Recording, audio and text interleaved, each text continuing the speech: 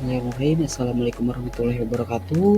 Pertama-tama saya ingin mengucapkan terima kasih yang sebesar-besarnya kepada yang terhormat Ibu Eko Gomesari SE MAK selaku dosen penguji yang bertugas pada kesempatan kali ini. Juga tak lupa kepada rekan-rekan mahasiswa mahasiswi yang telah hadir pada kesempatan kali ini. Pada kesempatan kali ini, izinkan saya untuk memaparkan hasil dari praktik kerja lapangan yang telah saya lakukan, yaitu di PT Asia Prima Service yang berkedudukan di Jalan Mangunjaya, Komplek Perumahan Bekasi Elok 2, Kota Bekasi. Namun sebelum itu, izinkan saya selaku praktikan di sini untuk memperkenalkan diri terlebih dahulu, di mana saya sebagai praktikan yang bernama Cahyana dengan NPM 624012101 dari program studi akuntansi. Baik, untuk selanjutnya di sini praktikan akan mulai untuk memaparkan hasil dari praktik kerja lapangan yang sudah dilakukan, di mana di sini praktikan melakukan praktik kerja lapangan di PT Asa Prima Service dengan judul yaitu mengetahui payroll system atau penggajian karyawan dalam ruang lingkup HR Development atau di bagian divisi atau sumber daya manusianya, yaitu di PT Asa Prima Service. Baik, yang di sini praktikan akan menjelaskan terlebih dahulu untuk rumusan masalah yang akan dipaparkan di pertemuan kali ini. Di mana yang pertama ada di bab 1 yaitu ada pendahuluannya, di bab 2 ada gambaran umum perusahaan, kemudian di bab 3 ada kegiatan pelaksanaan PKL, dan yang terakhir ada penutup.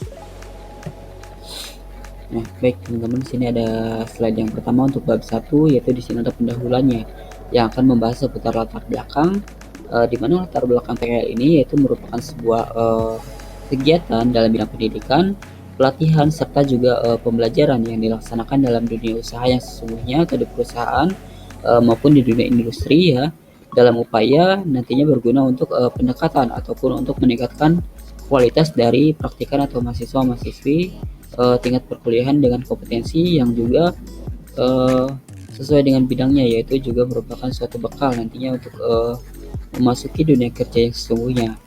Nah, kemudian poin 2 di sini ada dasar hukum yang melandasi dari kegiatan pelaksanaan PKL itu sendiri.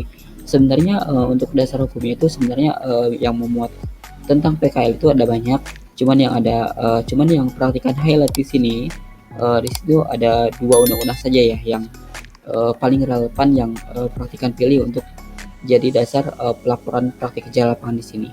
Yaitu yang pertama ada Undang-Undang Republik Indonesia Nomor 12 Tahun 2012 yaitu tentang pendidikan tinggi. Kemudian yang kedua ada Undang-Undang Republik Indonesia Nomor 20 Tahun 2003 yaitu tentang Sistem Pendidikan Nasional, yang mana lembarannya negara Republik Indonesia itu dengan nomor 78, juga ada tambahannya pada lembaran 4301. Nah, baik, untuk slide selanjutnya masih seputar pendahuluan. Di sini ada maksud serta tujuan dari PKL. Di mana yang pertama itu yaitu untuk memantapkan keterampilan mahasiswa atau mahasiswi selaku praktikan di sini untuk memperoleh sesuatu yang diperoleh selama perkuliahan. Nah, selanjutnya ada juga untuk menetapkan disiplin, rasa tanggung jawab, sikap profesional dalam bertugas yang dilakukan atau yang diberikan oleh perusahaan pada waktu PKL. Nah, kemudian yang selanjutnya di sini ada untuk memperoleh pengalaman dari perluasan ilmu pengetahuan yang mungkin belum diketahui di dunia perkuliahan dan kemudian diketahui di tempat kerja praktek yang setelah melaksanakannya. Kemudian poin terakhir maksud dan tujuannya itu adalah untuk mendorong praktikan atau mahasiswa-mahasiswinya agar dapat menciptakan lapangan pekerjaan nantinya bagi diri sendiri, lingkungan maupun masyarakat luas untuk di kemudian hari. Nah, teman-teman, kalau tadi praktikan sudah menjelaskan tentang maksud dan tujuan dari pelaksanaan PKL, kemudian selanjutnya ada kegunaan PKL-nya itu untuk apa aja. Nah, di sini ada 3 poin yang praktikan kutip, yaitu yang pertama bagi mahasiswa, dan yang kedua bagi akademik, dan yang ketiga kegunaan bagi perusahaan itu sendiri. Jadi yang pertama ada bagi mahasiswa, yaitu agar dapat menerapkan teori-teori nantinya, melatih diri, serta menambah pengalaman untuk beradaptasi yang nantinya akan berguna untuk di lingkungan pekerjaan yang sesungguhnya setelah masa perkuliahan selesai, seperti itu. Selanjutnya, yang kedua ada kegunaan bagi akademik, di mana PKL ini nantinya diharapkan berguna bagi pengembangan ilmu khususnya seputar accounting, sehingga dapat dijadikan referensi bagi mahasiswa-mahasiswi bagi tingkat yang selanjutnya seperti itu.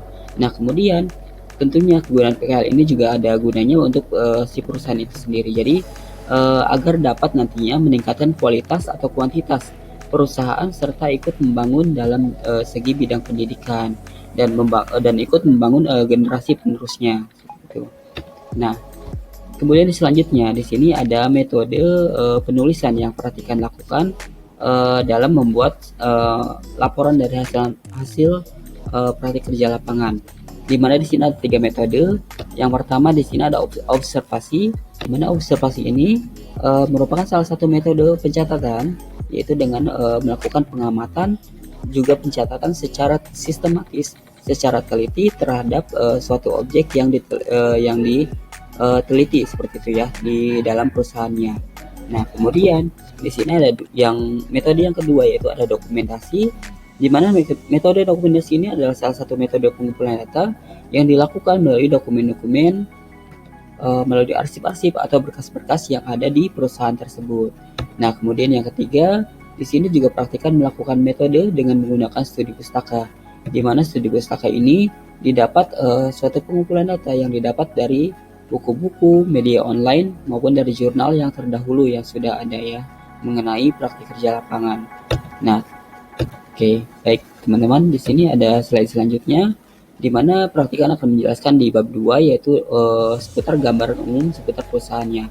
Jadi yang pertama di sini ada sejarah singkat dari perusahaan, di mana di sini ada PT Asia Prima Service atau kita singkat APS, yaitu perusahaan ini merupakan perusahaan berbadan hukum perseroan terbatas yang bergerak dalam bidang jasa pemeliharaan gedung, lalu juga ada pengamanan gedung serta parking service, di mana perusahaan ini bertujuan untuk memenuhi kebutuhan perusahaan klien yang ada di Indonesia dan menjadi bagian dan menghadapi tantangan yang dihadapi mitra kerja untuk mencapai kemajuan bersama. Itu.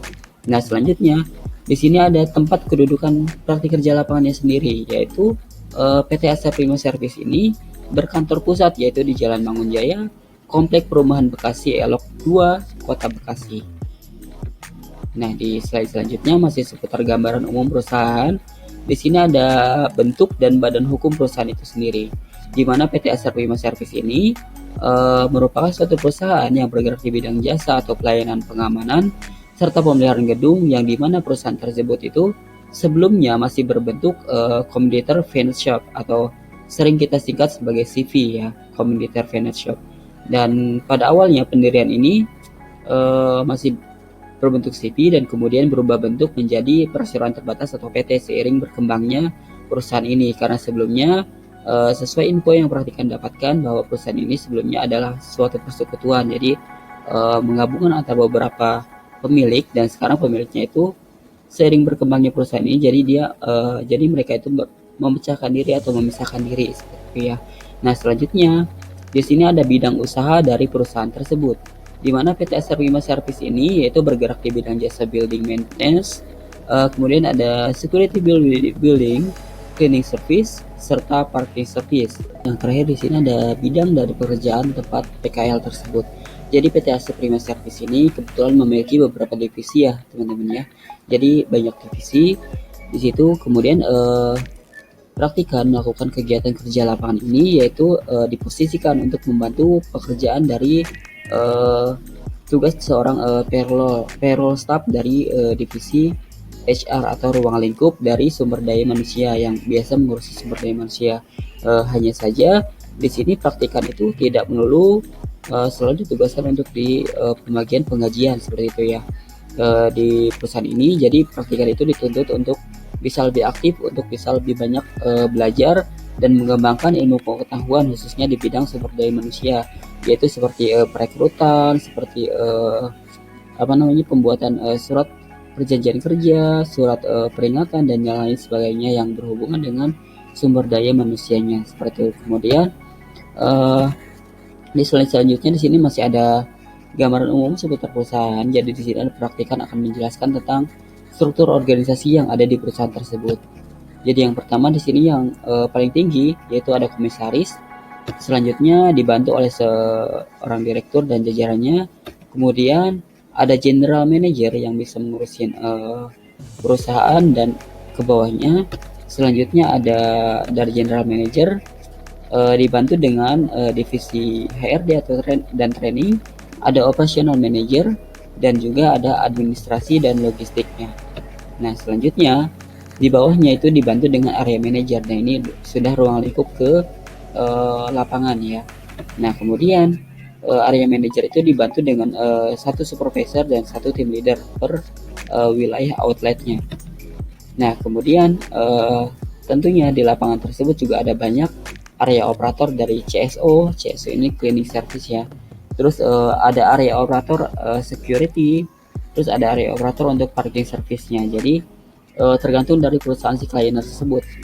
Perjanjiannya mau hanya si CSO-nya saja atau security-nya saja atau parking service-nya saja. Itu tergantung kontrak antara perusahaan dan si kliennya gitu. Produk jasa apa yang si klien minta dari perusahaan ini seperti itu. Nah, selanjutnya di slide selanjutnya di sini ada seputar gambaran umum perusahaan juga.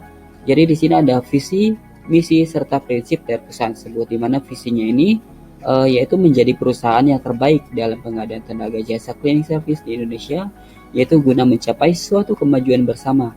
Nah, kemudian untuk misinya yaitu mempertahankan dan meningkatkan mekanisme kerja organisasi yang tertata secara baik dengan menciptakan pola kerja yang terintegrasi, baik dalam pola pengelolaan area, pola pengelolaan teknis, pola pengendalian lapangan, maupun sistem laporan aktivitas. Nah, kemudian yang terakhir, di sini ada prinsip dari perusahaan tersebut, yaitu dalam organisasi, kami memupukkan prinsip dasar kepercayaan, etika, integritas, kejujuran, dan kesuksesan bersama dalam setiap langkah kami.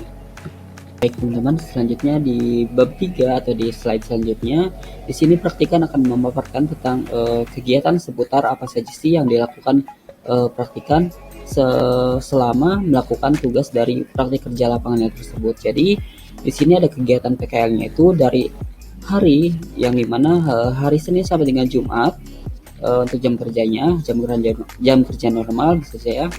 Maksudnya jadi jam kerjanya ini dimulai dari jam pukul 7 pagi sampai dengan jam 15.30. Di sini praktikan mencantumkan kata menyesuaikan, dalam artian di perusahaan ini itu sebenarnya memberikan kebebasan kepada peserta dari PKL. Jadi jika memang tugasnya selesai sebelum jam waktunya pulang seperti itu, jadi praktikannya boleh bisa pulang. Seperti jika memang dibutuhkan untuk lembur atau overtime, jadi si praktikannya bisa lebih membantu untuk waktu yang dibutuhkan seperti itu. Dan untuk hari Sabtu dan Minggu di perusahaan tersebut memperlakukan off day ya, atau hari libur, dan juga untuk hari besar atau tanggal merah nasional di perusahaan tersebut juga memperlakukan untuk hari libur seperti itu.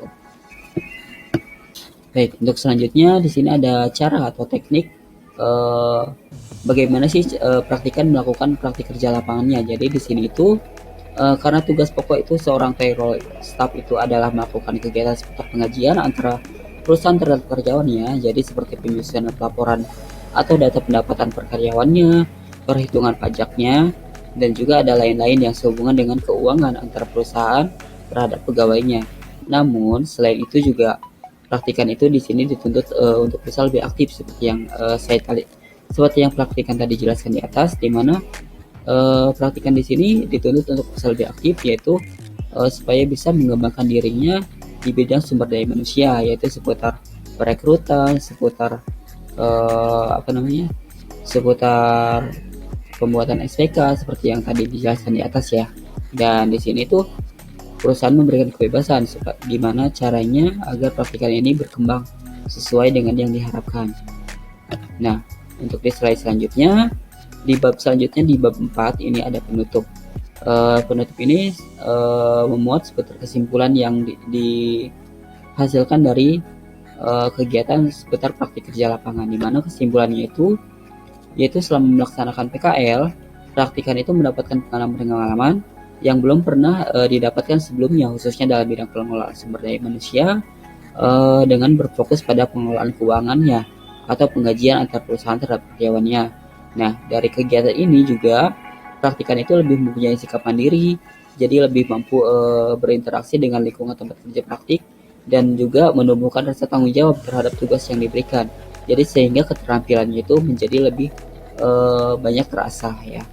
Nah, kemudian selain kesimpulannya setelah praktikan buat tadi, praktikan juga memberikan saran di sini terhadap ada dua pihak ya, terutama untuk kampus dan juga untuk perusahaan atau instansi di mana praktikan melakukan kegiatan PKL tersebut. Jadi yang pertama saran untuk pihak kampus di mana untuk dosen atau pembimbing mungkin kedepannya agar bisa lebih memonitoring ya atau mengawasi jalannya kegiatan praktik kerja lapangan yang dilaksanakan oleh mahasiswa-mahasiswinya atau praktikannya di masing-masing tempat di mana praktikannya itu melakukan kegiatan. Jadi agar sesuatu bentuk kendala atau permasalahan yang dihadapi mahasiswa-mahasiswinya itu dapat segera diinformasikan atau dikomunikasikan sehingga dapat teratasi secepatnya dan ditemukan segera jalan keluarnya seperti itu. Nah, kemudian poin untuk perusahaan atau instansinya sendiri di sini praktikan memberikan saran agar kedepannya itu lebih memperhatikan kesejahteraan para pegawainya, di mana seperti dalam penghitungan jam lembur yang masih ditemukan yaitu masih kurangnya sesuai antara jam yang diperangkat absen sesuai dengan tidak sesuai maksudnya tidak sesuai dengan jam kerja yang sesungguhnya yang terjadi di lapangan. Kemudian selanjutnya juga ada serta ketepatan waktu pembayaran gajinya maupun dalam hal budgetingnya antara kebutuhan dengan jumlah staf itu mungkin kedepannya agar bisa lebih disesuaikan seperti itu. Jadi jangan sampai kebutuhan di lapangan itu harusnya stafnya banyak, jadi perusahaan meminimalisir tersebut. Jadi kemungkinan akan mempersulit kinerja dari tim yang ada di lapangan seperti itu. Nah, baik teman-teman dan juga ibu dosen penguji, cukup sekian presentasi atau laporan dari hasil praktik kerja lapangan yang praktikan lakukan di sini, yaitu di PT Asepik Service yang bertugas sebagai payroll staff atau sumber daya manusia di ruang lingkup divisi HR atau Human Resource Development. Cukup sekian akhir kata, wassalamualaikum warahmatullahi wabarakatuh.